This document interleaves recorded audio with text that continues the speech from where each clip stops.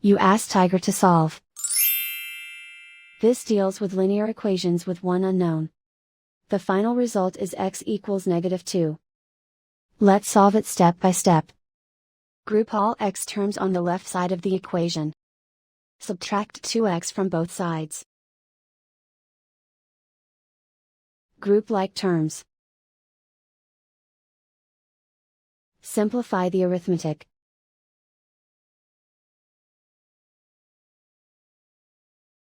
Group all constants on the right side of the equation. Subtract 10 from both sides.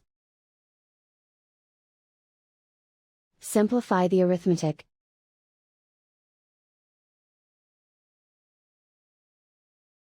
Isolate the x. Divide both sides by 5. Simplify the fraction. Find the greatest common factor of the numerator and denominator. Factor out and cancel the greatest common factor.